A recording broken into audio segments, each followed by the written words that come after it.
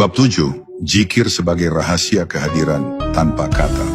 Pada tingkatan ini, zikir tidak lagi memerlukan suara karena yang berzikir bukan lagi lisan, melainkan keberadaan seorang hamba seluruhnya. Ada saat di mana lafaz hanyalah pintu. Tetapi setelah roh masuk dan menyatu dengan ketenangan, pintu itu tidak lagi menjadi pusat perhatiannya. Seperti orang yang telah masuk rumah, ia tidak terus berdiri di ambang. Demikian pula zikir. Mula-mula ia terucap, kemudian ia menetap, hingga akhirnya ia berubah menjadi keadaan batin. Pada saat itu, diam pun menjadi tasbih, tarikan napas menjadi tahlil, hembusan menjadi tahmid, dan hadirnya hati menjadi syahadat yang tak terdengar, tetapi disaksikan oleh yang mendengar tanpa suara. Zikir jenis ini tidak terlihat dari luar, tetapi terasa dari dalam. Sebuah kehadiran lembut yang tidak dipanggil, namun tetap menyertai. Para arif menyebutnya hudur, kesadaran bahwa diri berada dalam pandangan Allah, tanpa harus mengulang-ulang nama yang mengingatkan, karena cahaya itu telah menjadi ingatan itu sendiri. Hamba pada keadaan ini tidak lagi menguatkan zikirnya, tetapi zikirlah yang menguatkannya. Ia tidak lagi menciptakan kesyahduan, tetapi kesyahduanlah yang menetap di dirinya.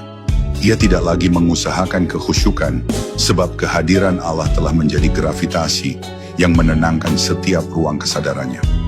Disinilah seorang salik mulai memahami mengapa sebagian wali Allah tampak biasa di mata manusia, padahal batinnya sedang tenggelam dalam kedalaman yang tidak bisa diterjemahkan ke dalam kata. Mereka tidak gaduh oleh ibadah, namun terjaga oleh kehadiran. Mereka tidak tampak panjang berzikir dengan bibir, tetapi jiwanya tidak pernah keluar dari zikir.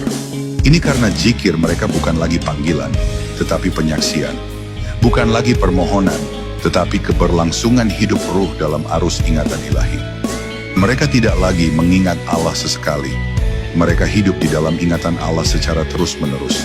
Ketika zikir telah menjadi kehadiran, hubungan seorang hamba dengan Allah berubah dari rasa berdialog menuju rasa berdiam bersama. Ia tidak mencari jawaban karena menyadari bahwa dialah yang sedang dijawab dengan keberadaan itu sendiri. Doa tidak lagi terbungkus kata, sebab seluruh hidupnya menjadi doa yang tidak terucapkan. Ia mungkin tampak hening dari luar, tetapi batinnya seperti mata air yang mengalirkan cahaya. Bahkan dalam sepi, ia merasa dipeluk. Dalam badai, ia merasa dijaga. Dalam lupa manusia, ia tetap merasa diperhatikan oleh yang tidak pernah lupa. Dan pada puncaknya, zikir tanpa kata ini melahirkan rahasia terdalam, bahwa Allah bukan hanya dekat, bukan hanya bersama, tetapi menjadi nadi kesadaran itu sendiri. Pada tahap ini, seorang hamba mulai menyadari bahwa ia tidak sedang berjalan menuju Allah. Ia telah berada di dalam penjagaannya sebelum ia sempat melangkah. Maka diamnya adalah zikir, tenangnya adalah sujud, dan keberadaannya sendiri adalah tanda bahwa ia telah kembali kepada asalnya. Inilah zikir yang tidak tampak oleh telinga manusia, tetapi disaksikan oleh langit. Tidak bersuara, tetapi lebih keras dari gemuruh gunung-gunung dalam pandangan Allah.